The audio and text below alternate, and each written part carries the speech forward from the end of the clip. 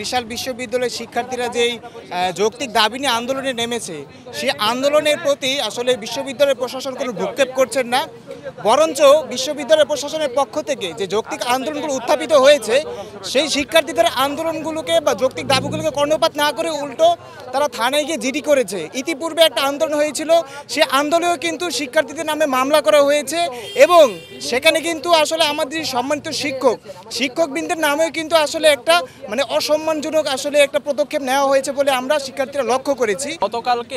গতকালকে আমাদের কর্মসূচি ছিল 4 দফা দাবিতে।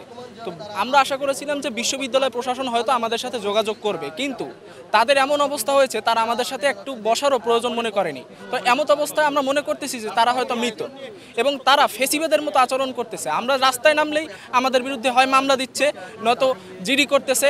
এগুলো কি ভাই? আমরা এই ক্যাম্পাস হলো প্রথম স্বাধীন ক্যাম্পাস বাংলাদেশের, জুলাই মাসে।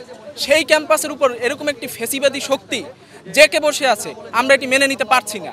এর জন্য আমরা এই বিশ্ববিদ্যালয় প্রশাসনকে মৃত ঘোষণা করে আজকে কফিন মিছিল কর্মসূচি পালন করছি এবং মুখে কালো কাপড় বেঁধেছি।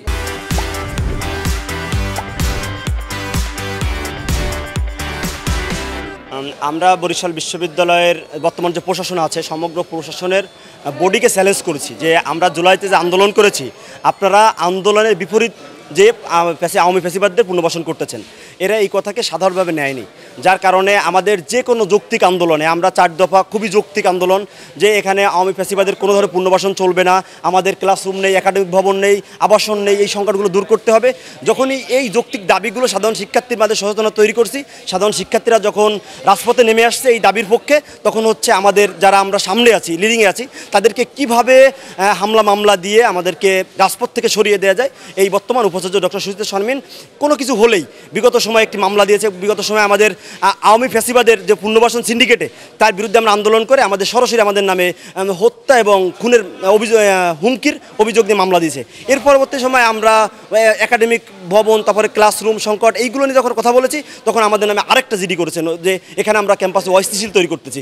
আমরা বাস্তবতা হচ্ছে আমরা হচ্ছে যারা জুলাইয়ের পক্ষের শক্তি, যারা এই জুলাই মাসে যারা আমাদের শিক্ষকরা, কর্মকর্তারা যারা হচ্ছে আমাদের সাথে আমাদেরকে সহযোগিতা করেছে, তাদেরকে কোনোভাবে এই ক্যাম্পাসে বঞ্চিত করা যাবে না। আমাদের কথা হচ্ছে এইখানে, কিন্তু এই কথাকে ডক্টর সুচিত্রা শারমিন উপাচার্য, বর্তমানে যে আমাদের উপাচার্য আছে, উনি সহজভাবে নেয়নি। যার কারণে আমাদেরকে কণ্ঠকে আমাদের চেপে ধরতে চায় হামলা মামলা দিয়ে, পুলিশ দিয়ে, জিডি করে মামলা দিয়ে। আমাদের এই হচ্ছে অপরাধ। বিগত প্রায় 1 সপ্তাহ যাবৎ আমরা খুব গঠনতান্ত্রিকভাবে আন্দোলন করছিলাম। আমরা আমাদের দাবিগুলো প্রশাসনের কাছে পেশ করেছি, কিন্তু তাদের কাছ থেকে আমরা কোনো হস্তক্ষেপ পাইনি। তার সর্বশেষ আন্দোলনের ধারাবাহিকতায় গতকাল আমরা মশাল মিছিলের পর ঢাকা কুয়াকাটা মহাসড়কে অবস্থান করেছিলাম। প্রায় 3 ঘন্টা অবস্থান ছিল।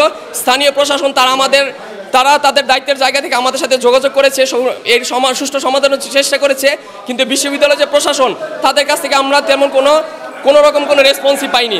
বিশ্ববিদ্যালয় প্রশাসনের আমরা জানি যে তাদের যে দায়িত্ব, তারা তাদের দায়িত্বের জায়গা থেকে সম্পূর্ণরূপে ব্যর্থতার পরিচয় দিয়েছে। স্থানীয় প্রশাসনও চেষ্টা করেছে, কিন্তু তারাও তাদের কোনো রেসপন্সই এখানে আনতে পারেননি। তাই সেই আন্দোলনের ধারাবাহিকতা আজকে আমরা বুঝতে পেরেছি যে আমাদের কার্যতপক্ষে কোনো প্রশাসন বিশ্ববিদ্যালয়ে এই মুহূর্তে নেই। আমাদের কাছে এবং প্রত্যেকটা সাধারণ শিক্ষার্থী আমাদের কাছে মনে হতেছে আমাদের যে প্রক্টরিয়াল বোর্ডের সম্পূর্ণ মৃত, এবং সে মৃত হিসেবে আমরা তাদেরকে জানাজা করা হিসেবের জন্য আমরা যে কালো কাপড় বেঁধে আসছি।